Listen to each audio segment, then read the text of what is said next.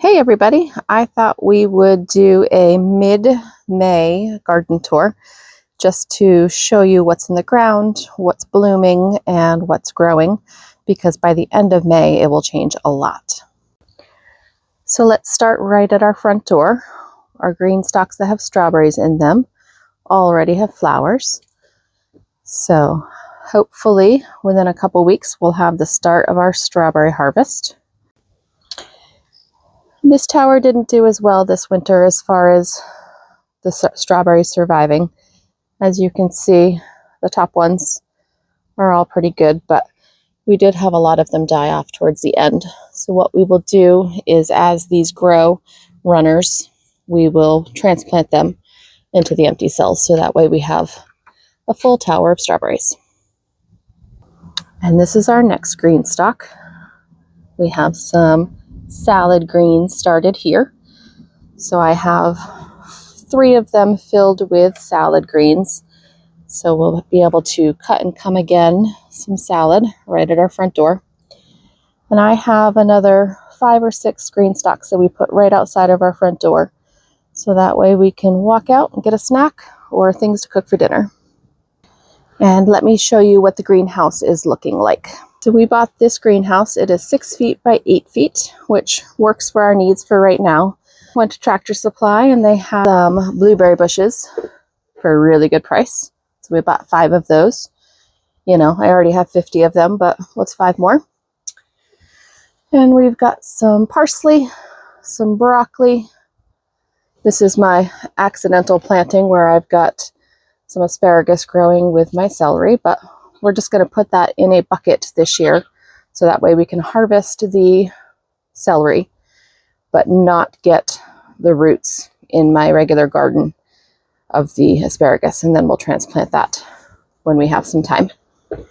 Some more broccoli, and we've got some celery, and a few Brussels sprouts left. And you know, when you go to the garden center and they have fruit trees, you got to buy 1 or 2. So this is an apricot. We've got 2 mulberries and a plumcot, which is a plum and apricot mix. So we'll be working on getting those in the ground as well. Let's work on showing you how well the fruit trees are blossoming out and hopefully turn into fruit. So this is our Asian pear.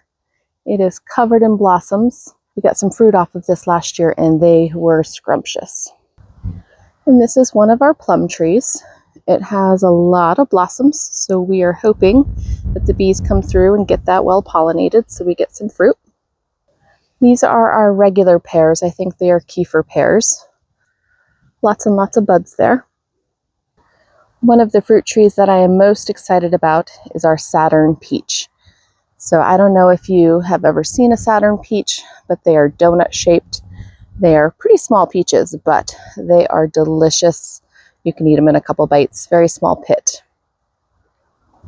This here is our oldest peach tree on the property. It's about 20 years old and it is just massive. If you see that trunk down there, but it is 20 years old and still giving us lots and lots and lots of fruit. This peach tree is pretty impressive in its colors and its blossoms. I wish you had smell-o-vision so that way you could smell them, but it is absolutely covered. Our apple blossoms are slowly coming on. They're generally the last fruit tree that we have that puts on flowers, so they are coming right along. Let's show you the strawberry and asparagus beds. Those have come a long way since we last videoed about 3 weeks ago. And this is one of the strawberry and asparagus beds. As you can see, these have a lot of strawberry flowers as well.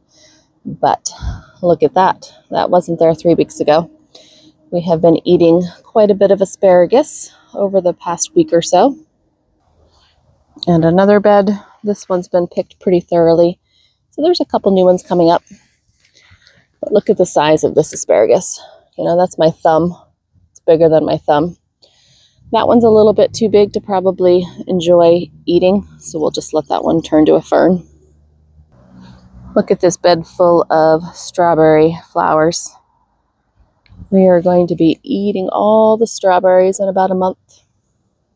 We always have to cover our beds that are not in our main garden area that is fenced in, because deer seem to enjoy our veggies just as much as me. So let me show you what we did. So these are the beets that I planted, but we have covered them up with some netting here. So we just have some hoops here, and this is some netting, and we've used some clothespins to hold it down. The beets had a little bit rough start, but they're starting to put up some new leaves. Hopefully they make it. I do still need to plant more seeds because we like our beets. And here's our onion bed. The deer don't bother the onions, but the goats sure do. They will just come and try to eat off the greens and pull them out of the ground. So we need to keep these covered. But the onions are looking awesome. We have been getting a fair amount of rain, so we haven't had to do a lot of watering as of lately, which is really nice. The blueberry patch isn't really doing much yet. A lot of the green leaves are starting to come out, but not a whole lot of flowers on them yet. They are just starting to put some off. You can see those little white flowers. Those are future blueberries, as long as they get pollinated well. Let me show you a fun update. Look at that beautiful yellow finch that is in the fruit tree, making some pretty singing song noise. The exciting update is we do have honeybees back on the property. And so far they seem to be doing pretty well. I am feeding them some sugar water to help them, because they're definitely a smaller colony than what I'm used to getting in the past. This year I bought a package instead of a nuke, so there definitely weren't as many bees that came with it. But hopefully they're doing their job and pollinating all those beautiful flowers that are all over the fruit trees. So that's the update that is in all the beds around the property. Let's show you what the main vegetable garden's looking like. I have a few things planted there. I do have one thing to show you that I didn't show you yet. We do have a bed of horseradish that is along the edge of our property. Since we do know that it can become invasive, we put it in a raised bed and right along the edge, just in case. So we have it here in this bed, but if you look back there, it has jumped this bed through the ground and has now helped itself to this bed as well, which is fine because it's on the edge of our property, so if it takes over both beds, that's fine. This is what the veggie garden is looking like at this point. We've got 3 beds hooped up with insect netting. Here in this first bed, we have some Brussels sprouts. They've doubled in size since we put them in the ground. We've got some chives here in this bed. Chives are perennial where I live. And if you see, they're about to put off some flowers, so I should work on getting some of this greenery cut and freeze-dried. This is the garlic that I missed when I pulled it up last year, but I figured let's just let it be, and maybe we'll get some decent-sized cloves, hopefully. And a couple days ago, I got the cauliflower planted. Those haven't changed much since I planted them. This year I committed to covering all my brassicas to avoid the dreaded cabbage moth that lays worms, and then it just destroys your veggies and they don't taste very good. I've got my celery planted here.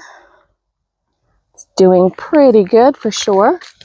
All this is already new growth since it's been in the ground for a couple weeks. And this is my cabbage bed. I planted that just this past weekend. So those are still working on transitioning to being into the ground and being happy about it. And this is my potato bed. They are slowly working their way out of the ground, putting off some greens. This will be all covered in green, I would say within 2 weeks. You won't be able to see the leaves at all. And that so far is all that's planted in the main garden. In about 3 weeks, I would get the tomatoes, peppers, summer squash, zucchini, all those planted in, but it is way too cold for them. If I planted them right now, they would get pretty stunted. Let me go show you one more space where we have growing. Let me show you something beautiful that is blooming in our yard. Look at our beautiful magnolia tree. How vibrant that purple is. It's gorgeous. Here's the last space I have to show you. The garlic has, I don't know, quadrupled in size since our last video.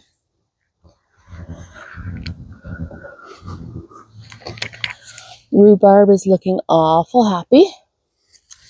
We did have a frost about 3 weeks ago. And it did take out some of the smaller leaves, but the new leaves that are growing are beautiful. These beds have potatoes popping up. And some snap peas there on the back that as they get bigger will be trellising right up and over that cattle panel.